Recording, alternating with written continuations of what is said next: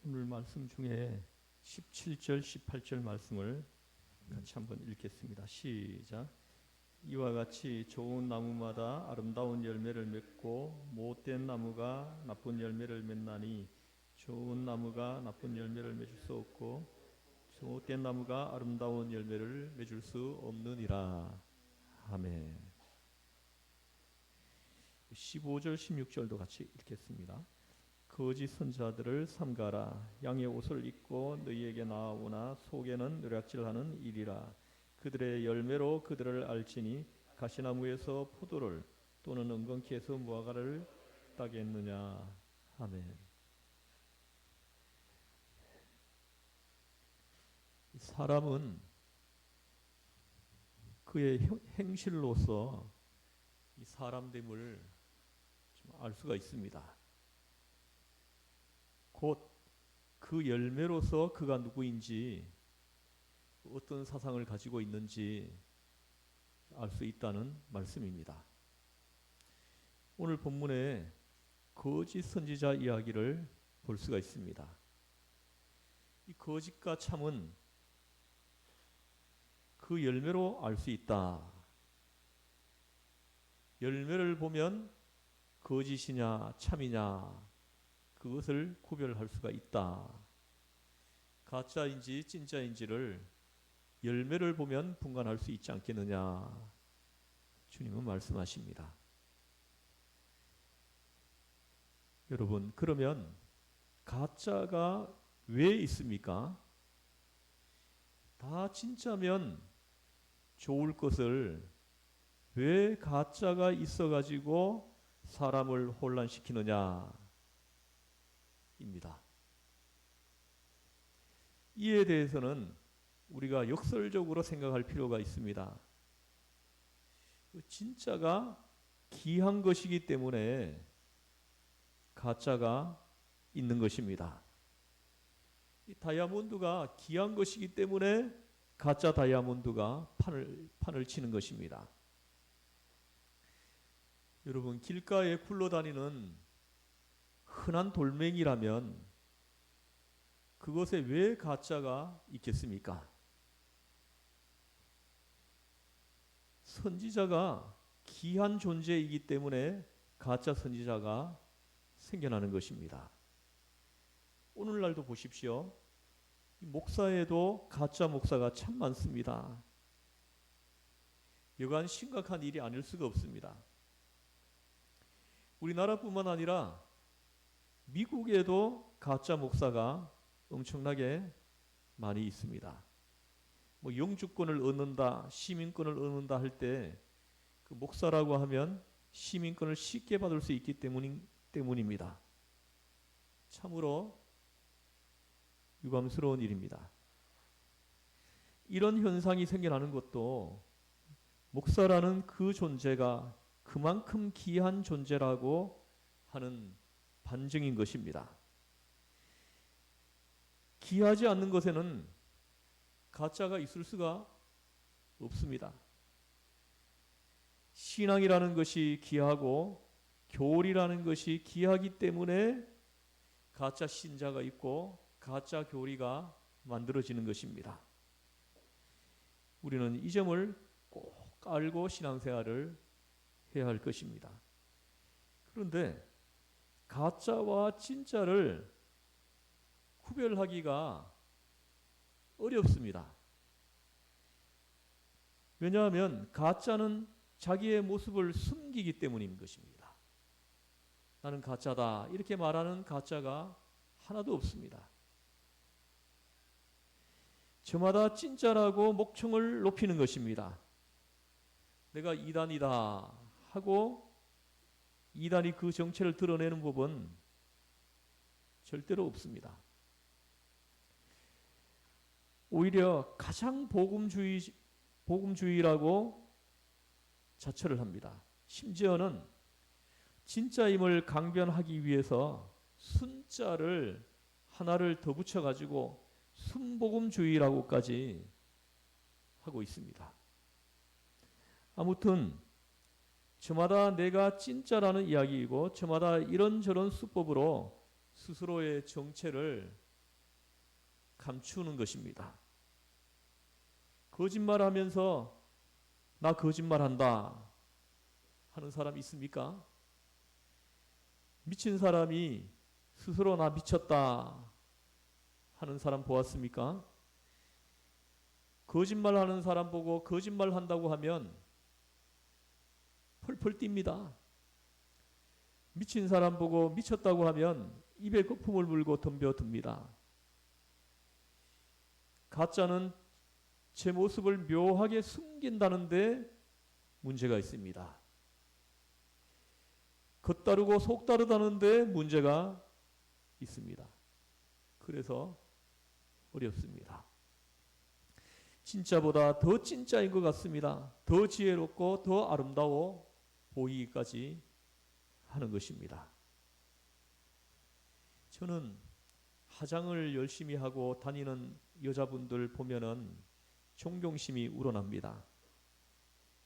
아름다워 보이게 화장한다는 것이 얼마나 어렵겠습니까?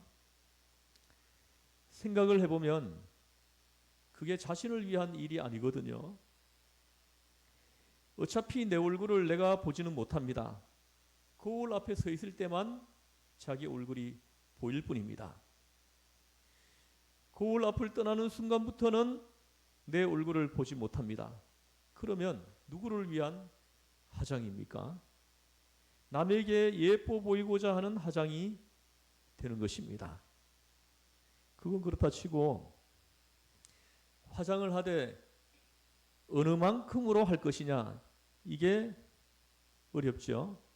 섣불리 막 발랐다가는 촌딱처럼 보일 것이고, 지나치게 짙으면 창녀처럼 천박하게 보이기 때문입니다. 지나쳐도 안 되고 모자라도 안 되는 것입니다. 여러분, 한 가지는 분명합니다. 화장은 위장입니다. 화장술은 위장술인 것입니다.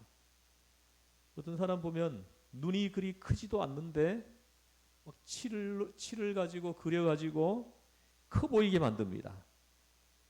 어떤 사람은 또 눈썹도 별로 없는데 시커멓게 그립니다. 심지어는 속눈썹까지 가짜를 갖다가 붙입니다.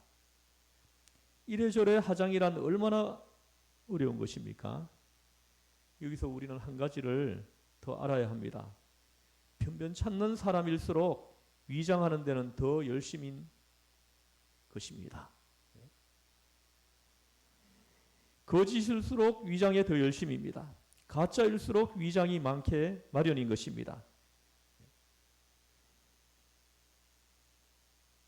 더 아름다운 것처럼, 더 진실한 것처럼, 더 열심인 것처럼 극성을 부립니다.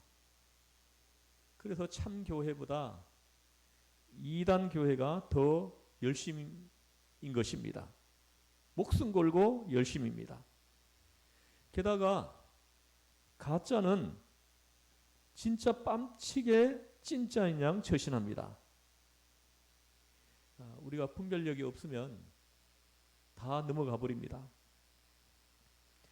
진짜와 구별되게 따로 있는 것이 아니라 진짜들 속에 버젓이 들어와서 있습니다.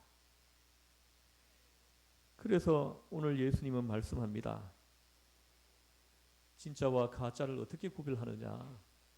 그들의 열매를 보고 알리라 하십니다. 열매를 보면은 구별할 수 있다 하십니다. 지금 당장은 알 수 없을 수 있습니다. 더 열심이니까요. 그러나 찬찬히 두고 볼 일입니다. 어느 때가 되면 그 열매를 보면은 알게 될 것입니다. 진실은 열심과 별개임을 우리는 명심해야 합니다. 거짓된 교훈에는 몇 가지 특징이 있습니다. 신학적으로 조금 깊이 들어가 설명을 드리면 이렇습니다.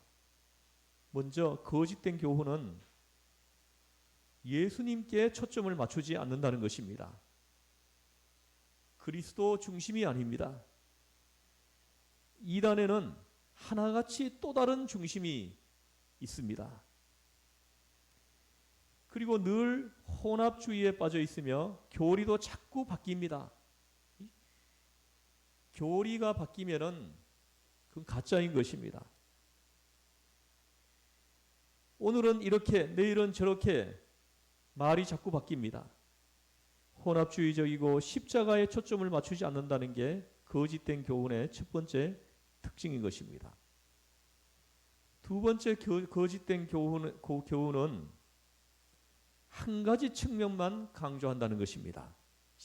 신앙과 교리를 전체적으로, 입체적으로, 인격적으로 이해를 하지 못합니다. 다른 말로 표현하면 거짓된 교훈은 편파적이라고도 할 수가 있습니다. 그 초대 교회에 있었던 이단으로 대표적인 것이 마르시온입니다. 아주 재미있는 이단입니다. 이 마르시온은 하나님의 사랑을 강조하면서 하나님의 심판은 말하지 않습니다. 그들은 독생자를 보내실 정도로 인간을 사랑하시는 하나님께서 어떻게 영원한 지옥을 만드실 수 있느냐? 사랑의 하나님께서 죄를 좀 지었다고 인간을 영원한 지옥에 보내시겠느냐? 지옥은 없다. 만약 있다면 잠시 거쳐가는 교도소나 있을 것이다. 라고 그들은 주장을 했습니다. 이렇듯 사랑이라는 단면만을 자꾸 강조하다 보니까 공의나 심판은 무시하게 되는 것입니다. 무릇 그리스도의 신성도 강조하고 은혜도 강조하고 인성도 강조하고 심판도 강조할 줄 알아야 하는 것입니다. 이처럼 사랑만 이야기하고 강조하느라 심판은 무시하고 심판만 주장하느라 또 은혜는 무시하고 이런 것이 이단의 색깔인 것입니다. 편파적이고 편협적입니다. 세 번째 거짓된 교훈은 독선적이고 교만합니다. 언제나 자기네만 옳다고 주장을 합니다. 가만히 보면은 그들 숫자가 뭐 몇 사람 되지 않는데도 불구하고 그 사람들 중에 다 구원을 받지 못한다고 이렇게 얘기를 합니다. 10명이면 10명, 100명이면 100명 이렇게 미리 정해놓은 숫자만큼의 사람만 구원을 받는다 합니다. 그 밖에는 어떤 사람도 어떤 곳에도 구원이 없다는 것입니다. 이것도 이단의 특징입니다. 지금 이 신천지가 큰 문제입니다. 우리가 분별력을 가지고 보지 않으면은 누구든지 이 신천지에 넘어갈 수 있기 때문에 오늘 제가 조금 말씀을 드리겠습니다. 이 신천지는 해괴망측한 교리를 가지고 있습니다. 이 신천지인 14만 4천 명, 14만 4천 명이 채워지면은 하늘에 있는 순교자들의 영혼이 신천지인들의 육체에 들어가 영생불사의 존재로 변하고 왕같은 제사장들이 되고 세상 사람들은 신천지 말씀을 배우기 위해 돈 싸들고 신천지로 모여들 것이다. 그렇게 말을 했습니다. 이것은 신앙심을 이용한 명백한 사기인 것입니다. 예수님을 향한 충성심을 인간 이만희 교주를 향한 충성심으로 변질시키고 이만희 교주가 죽는 날 허탈감에 자살까지 하게 만들 수 있는 사탄의 관계인 것입니다. 그러나 이제 이만희 교주의 죽음과 상관없이 영원히 신천지인들을 얽매이기 위해서 올가매기 위해 가지고 전략적인 변화를 보이고 있다는 것입니다. 이걸 우리가 알아야 합니다. 신천지는 14만 4천 명에 들어가는 조건을 수시로 바꾸었습니다. 이것은 신천지가 사기 집단이라는 것을 명백하게 보여주는 것입니다. 다른 여러 가지가 있어요. 가짜라는 것이 있지만은 여기서 다 말을 할 수가 없습니다. 이 첫 번째는 1980년에서 1987년까지로 1987년에는 14만 4천 명이 완성되고 영적 변화가 일어날 것이라고 해가지고 추종자들은 다 믿고 있었습니다. 그러나 1987년이 되어도 600여 명밖에 안 되었을 때 그들은 이렇게 말을 했습니다. 하나님께서 남은 몇 개월 동안 14만 4천 명을 채울 것이다 했습니다. 그러나 14만 4천 명이 채워지지 않았을 뿐더러 아무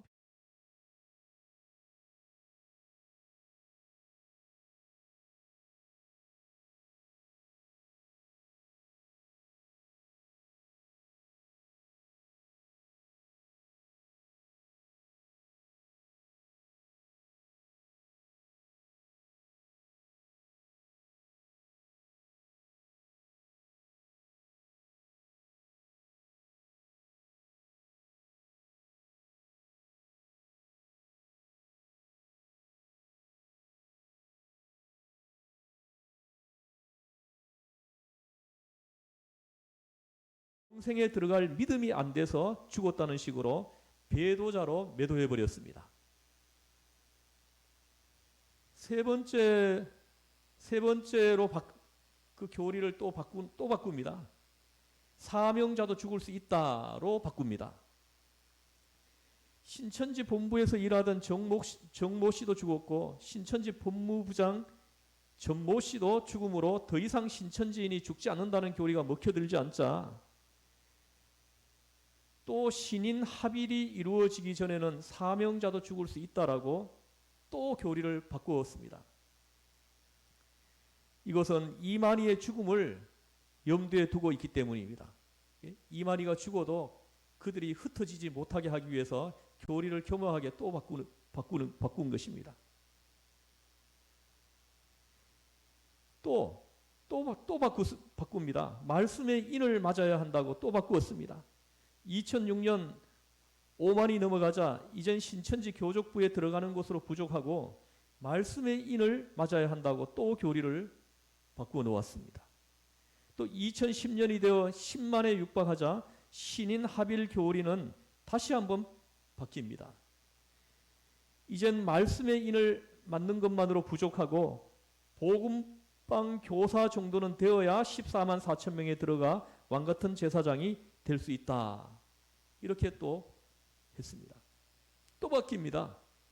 14만 4천 명에 절대로 빠질 수 없는 실상의 인물이 몇 명이 있는데 누군지 모른다. 이렇게 바꿉니다. 그 이유는 매우 유능하다고 알려진 베드로 지파 문모 강사가 암이 걸려가지고 죽었습니다. 또 교육장의 실상의 인물의 하나라고 하던 윤재명도 암으로 죽었어요. 또 다른 윤모 씨의 죽음도 신천지 간부들에게 큰 충격을 주었습니다. 그들은 밀한대, 보리석대의 실상 인물로 이만희와 윤모, 또 다른 윤모, 또 지모 씨, 이 네 명이 죽지 않는다고 가르쳐 왔었는데 이들이 죽었기 때문에 또 교리를 슬쩍 바꾸어 실상의 인물이 몇 명 있는데 그들이 누군지는 우리도 모른다. 이렇게 바꾸었습니다. 2014년 14만 4천 명이 넘어가자 그들은 아무 변화도 일어나지 않는 것에 대하여 핑곗거리를 또 찾아야 했습니다. 그 대안으로 마련한 것이 바로 종교 통합입니다. 전 세계 종교 통합되는 것이 하나님의 뜻이며 그것을 이만희가 신천지가 이룬다 이렇게 주장을 합니다. 결국은 지금까지 주장해 오던 14만 4천 명 대신 전 세계 종교 통합이라는 목표로 바꾸어 혼합 종교를 추진하고 있는 것입니다. 이와 같이 14만 4천 명의 교리는 신천지가 기독교인들을 유혹할 때 하나님으로부터 단절시켜 우상 숭배로 몰아가는 사기 집단이라는 것을 명백하게 보여주고 있는 것입니다. 오늘 예수님께서 말씀하십니다. 이와 같이 좋은 나무마다 아름다운 열매를 맺고 못된 나무가 나쁜 열매를 맺나니 좋은 나무가 나쁜 열매를 맺을 수 없고 못된 나무가 아름다운 열매를 맺을 수 없느니라. 그리고는 하신 말씀이 이러므로 그들의 열매로 그들을 알리라 하셨습니다. 근본적으로 잘못된 사람이 좋은 열매를 맺을 수 없습니다. 잠깐 맺는 듯할 뿐인 것입니다. 반면에 좋은 열매, 바른 신앙을 가진 사람은 결국에 가서는 좋은 열매를 맺을 수밖에 없는 것입니다. 잠깐 실수는 할 수 있어도 궁극에 가서는 반드시 좋은 열매를 맺을 것입니다. 오늘 본문을 보십시오.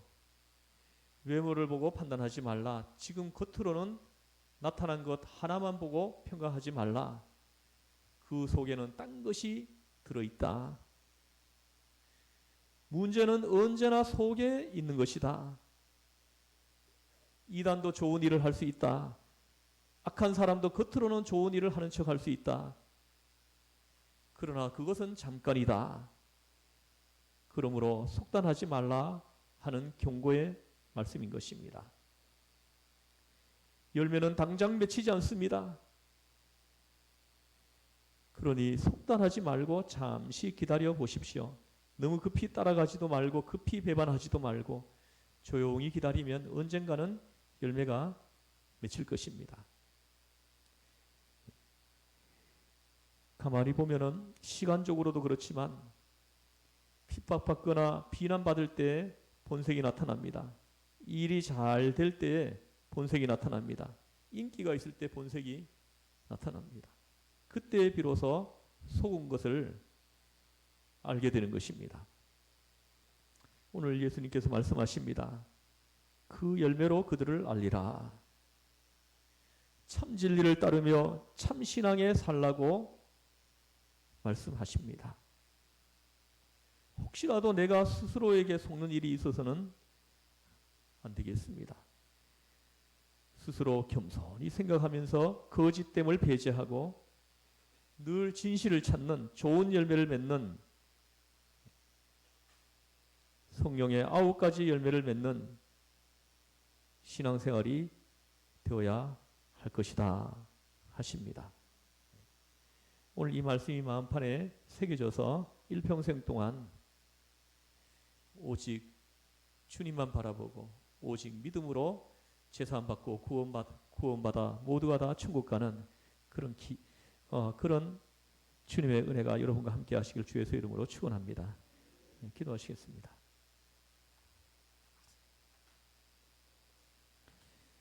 하나님 아버지,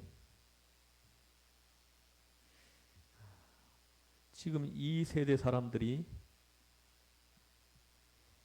말씀을 가까이 하지 않습니다. 하나님을 아는 지식이 점점 없어집니다. 그로 인하여 총명이 흐려지고 총명이 흐려짐으로 분별력을 잃어버려 가고 있습니다. 이 분별력을 잃음으로 인해서 가짜에 속고 유혹을 받아 넘어갑니다. 하나님 아버지, 우리가 가짜에 속지 않고 오직 예수님만 바라보고 믿음의 길을 걸어가려면 우리가 말씀을 붙들어야 합니다. 항상 말씀을 가까이 해야 합니다. 하나님 말씀을 꼭 붙들고 살 때 우리에게 총명이 회복되고 총명이 회복되면서 분별할 수 있는 그 분별력이 생겨남을 우리가 알고 있습니다. 하나님, 우리 시흥전역의 모든 성도님들 하나님 말씀을 가까이 하게 하여 주옵소서. 늘 말씀을 붙들고 씨름하는 야곱이 주의 사자를 붙들고 밤새도록 씨름한 것처럼 엘리사가 엘리야의 그 옷을 붙들고 영역을 구할 때 붙들고 늘어진 것처럼 하나님 말씀을 붙들고 씨름하는 우리 한 사람 한 사람 되게 하여 주옵소서. 말씀의 반석 위에 우리의 믿음이 세워지게 하여 주시옵소서. 우리를 죄에서 구원하신 예수님의 이름으로 기도드리옵나이다. 아멘.